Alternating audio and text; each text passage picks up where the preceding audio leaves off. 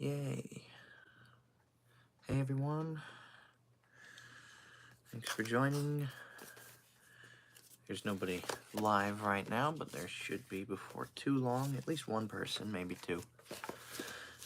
But for those of you who are joining after this video is no longer live, we're continuing in Treasure Island by Robert Louis Stevenson. We're going to be reading chapter 11 today. In just a little while. I'm going to go ahead and check to see how many... Ooh, there's a picture. Cool. I'm going to check to see how many pages there are. Not many.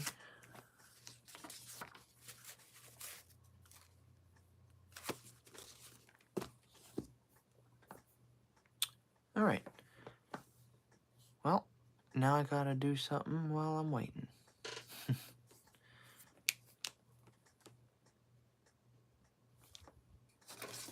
Put on a pair of glasses.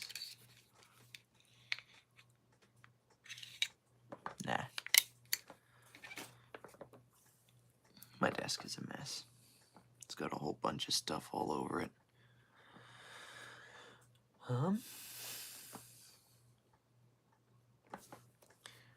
Let's check out these filters.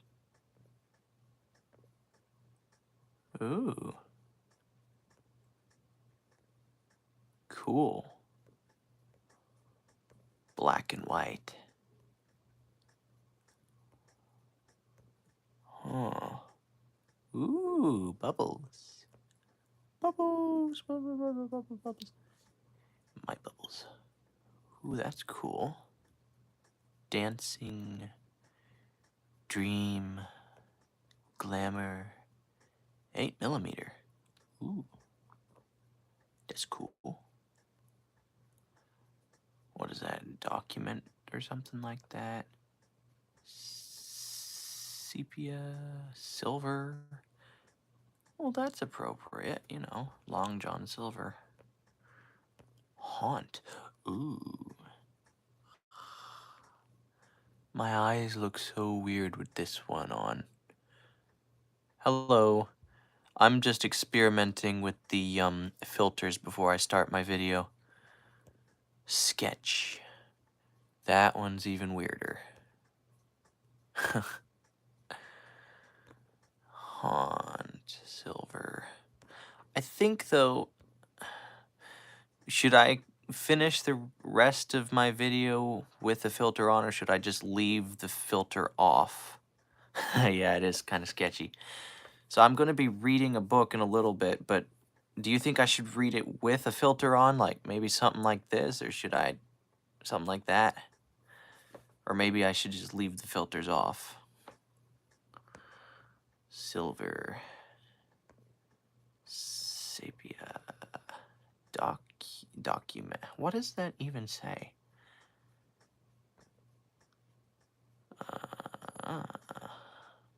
Leave them off? Okay, I might turn them back off in a little bit. You liked and subscribed. Well, thank you. I appreciate subscribers. Bubbles! That's really cool. Dawn. Neuer. The green one's kind of creepy. Which one's the green one? Oh, is that this one? That one's the green one? Yeah, it is kind of creepy. What are you getting your filters from? They're just, on my live stream, it's got some buttons I can press, because I'm streaming from my phone. I can reverse the lens, I can mute the mic, I can change the filter, and what is this? Highlight saved. I don't know what that means. Saved a highlight of some kind. And this is share the video.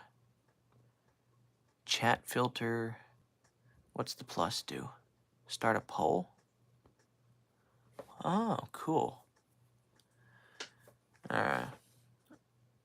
I'll start a poll just because I can. Let's see.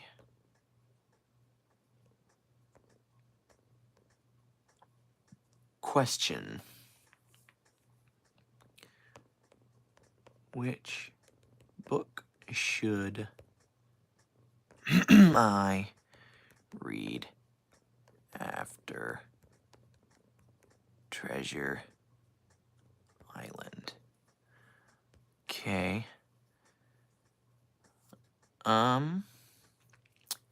And then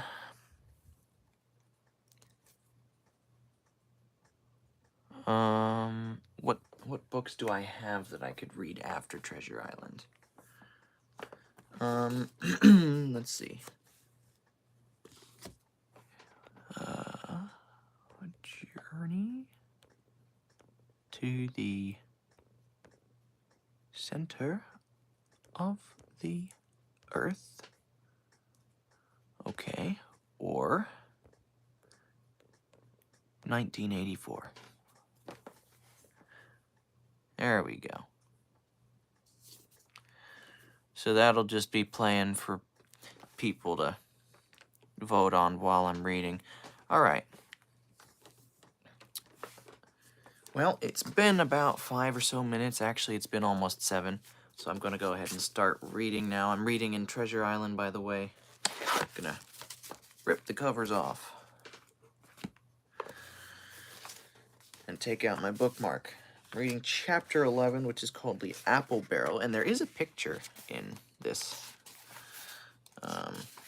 And there aren't very many pages. It looks like only 7 or so.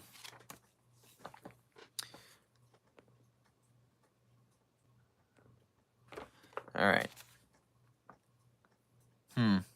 You know what? Maybe I will put a filter on just because I noticed when the filters were on, I got more viewers. But which filter should I use?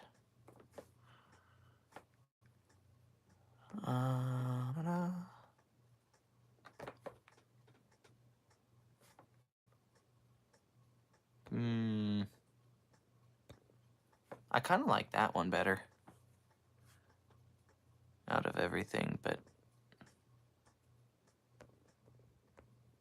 Or maybe that one. Let's do that one. There we go. All right. I lost all my viewers, but that's okay. Let's start reading now. So chapter 11, In the Apple Barrel. "No, not I," said Silver. "Flint was captain. I was quartermaster, along of my timber leg. The same broadside I lost my leg, old Pew lost his deadlights. It was a master surgeon, him that amputated me, out of college and all, Latin by the bucket and what not. But he was hanged like a dog and sun-dried like the rest, at Corso Castle. That was Robert's men, that was, and come to changing names to their ships, Royal Fortune, and so on. Now, what a ship was christened, so let her stay, I says. So it was, the Cassandra, as brought us all safe home from Malabar, after England took the Viceroy of the Indies. So it was that the old Walrus, Flint's old ship, as I've seen amuck with the red blood and fit to sink with gold. Ah, cried another voice, that of the youngest hand on board, and evidently full of admiration. He was the flower of the flock, was Flint. And Davis was a man too, by all accounts, said Silver. I never sailed along of him. First with England, then with Flint, that's my story. And now here, on my own account, in a manner of speaking. I laid by 900 safe after England, and 2,000 after Flint. That ain't bad for a man before the mast, all safe in bank. 'Tain't earning now, it's saving does it, and you may lay to that. Where's all England's men now? I don't know. Where's Flint's? Why, most of 'em aboard here, and glad to get the duff. Been begging before that, some of 'em. Old Pew, as had lost his sight and might have thought shame, spends £1,200 in a year, like a lord in Parliament. Where is he now? Well, he's dead now, and under the hatches. But for 2 years before that, shiver my timbers, the man was starving. He begged and he stole, and he cut throats, and starved at that by the powers. Well, it ain't much use after all, said the young seaman. 'Tain't much use for fools, you may lay to that. Sorry, you may lay to it. That, nor nothing, cried Silver. But now, you look here, you're young, you are, and you're as smart as paint. I see that when I set my eyes on you, and I'll talk to you like a man. You may imagine how I felt when I heard this abominable old rogue addressing another in the very same words of flattery as he had used to me. I think, if I had been able, that I would have killed him through the barrel. Meantime, he ran on, little supposing he was overheard.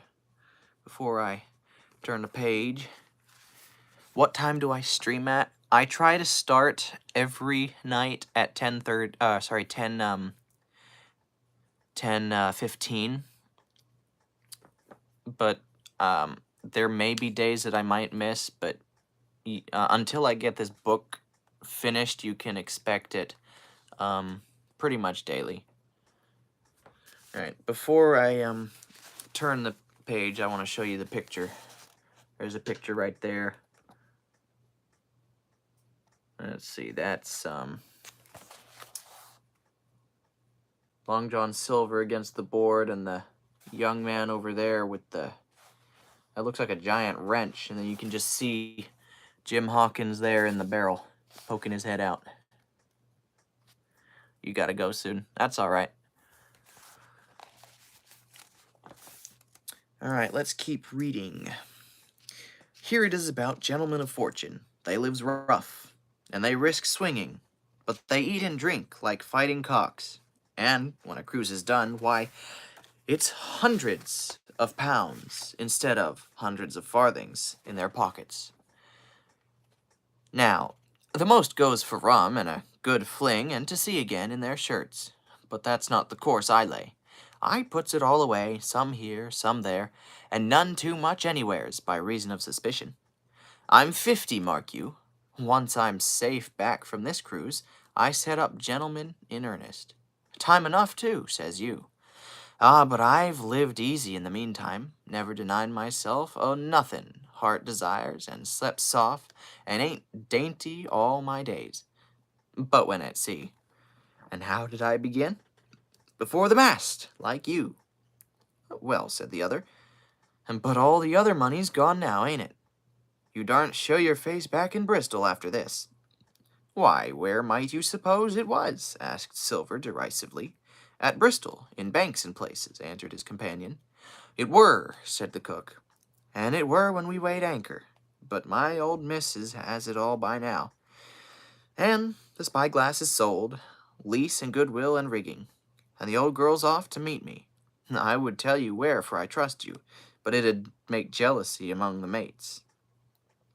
And can you trust your missus? Asked the other. Gentlemen of fortune, returned the cook, usually trust little among themselves, and right they are, you may lay to it. But I have a way with me, I have, when a mate brings a slip on his cable, one as knows me, I mean. It won't be in the same world with old John. There was some that was feared of Hugh, and some that was feared of Flint, but Flint his own self was feared of me. Feared he was, and proud. They was the roughest crew afloat, was Flint's. The devil himself would have been feared to go to sea with them.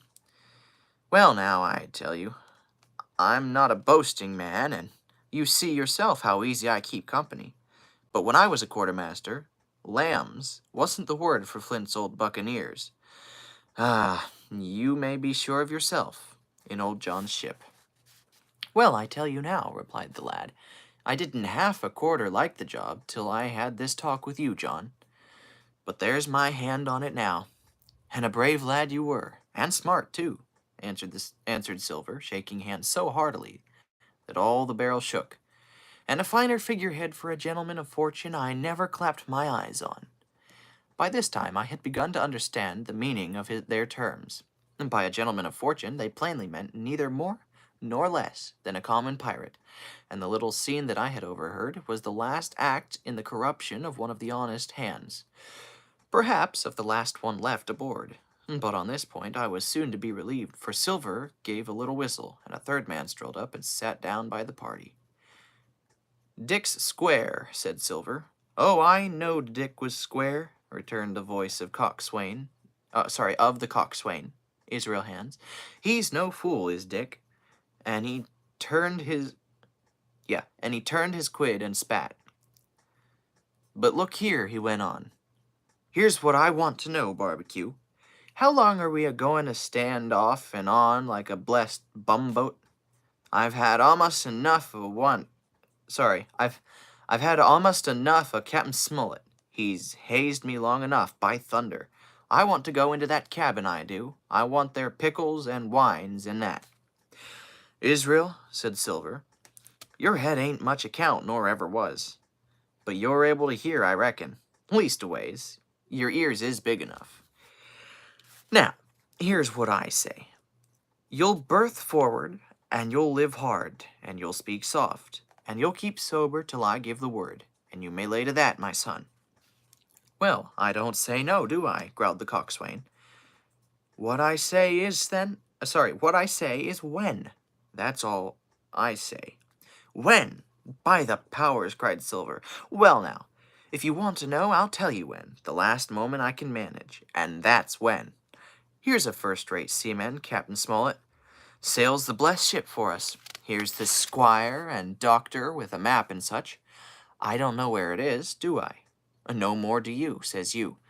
Well then, I mean this squire and doctor shall find the stuff and help us get it aboard, by the powers. Then we'll see.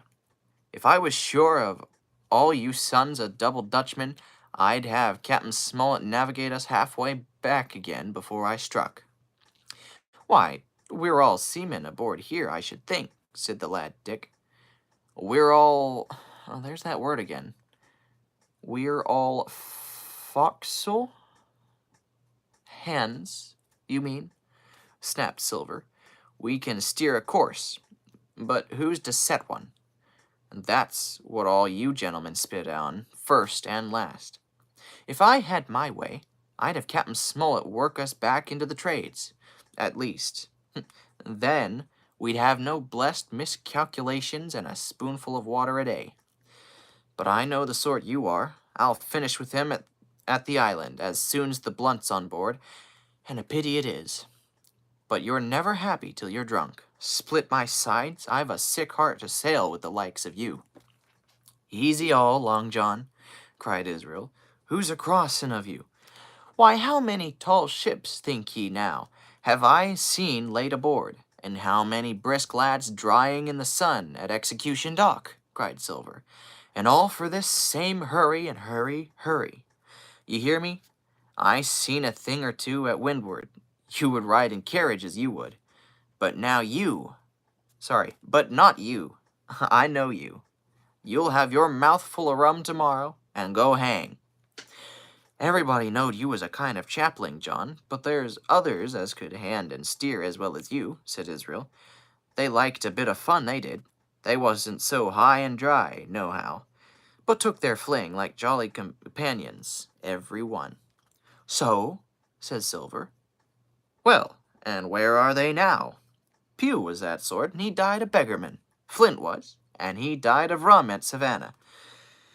Ah, they was a sweet crew, they was. Only, where are they?" "But," asked Dick, "when do we lay 'em athwart? There we go. When do we lay 'em athwart? What are we to do with 'em anyhow?" "There's the man for me," cried the cook admiringly. "That's what I call business. Well, what would you think? Put 'em ashore like maroons? And that would have been England's way. Or cut 'em down like that much pork? That would have been Flint's or Billy Bones." "Billy was the man for that," said Israel. "Dead men don't bite," says he. Well, he's dead now hisself. He knows the long and short on it now, and if ever a rough hand came to port, it was Billy." "Right you are," said Silver, "rough and ready. But mark you here, I'm an easy man. I'm quite the gentleman, says you. But this time it's serious. Duty is duty, mates. I give my vote. Death. When I'm in Parliament and riding in my coach, I don't want none of these sea lawyers in the cabin a-comin' home, unlooked for like the devil at prayers. Wait, is what I say. But when the time comes, why, let her rip. John, cried the coxswain, you're a man. You'll say so, Israel, when you see, said Silver. Only one thing I claim.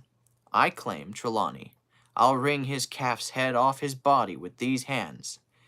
Dick, he added, breaking off, you just jump up like a sweet lad, and get me an apple to wet my pipe like. You may fancy the terror I was in. I should have leapt out and run for it if I had found the strength. But my limbs and heart alike misgave me. I heard Dick begin to rise, and then someone seemingly stopped him, and the voice of Hans exclaimed, "Oh, stow that! Don't you get sucking of that bilge, John. Let's have a go of the rum." "Dick," said Silver, "I trust you. I've a gauge on the keg, mind. There's the key. You fill a pannikin and bring it up." Terrified as I was, I could not help thinking to myself that this must have been how Mr. Arrow got the strong waters that destroyed him. Dick was gone but a little while, and during his absence, Israel spoke straight on in the cook's ear. It was but a word or two that I could catch, and yet I gathered some important news, for besides other scraps that tended to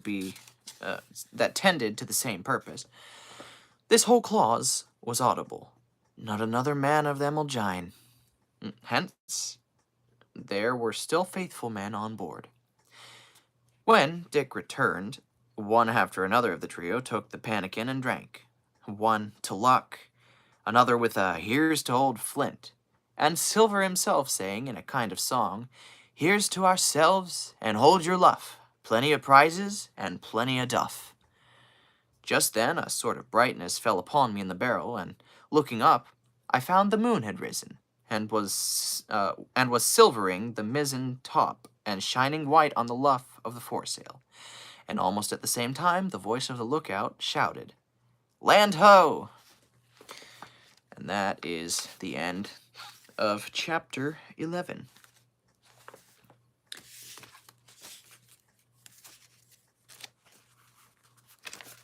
That's one of my favorite chapters for some reason. I don't know why. I guess because it's one that I'm very familiar with.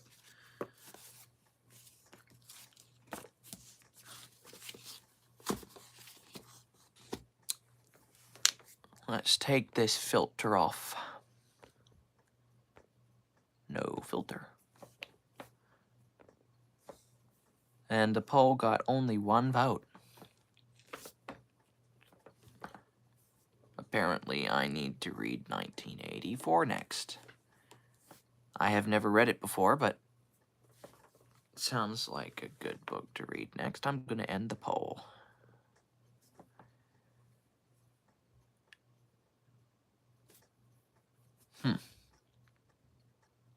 Okie dokie. Well, that's the end of the video. I've only got one viewer live right now, but for everybody who, well, to you as well, but to everybody who's watching after this is live, thanks for sticking around to the end. And I'll see you next time. Have a good night. God bless.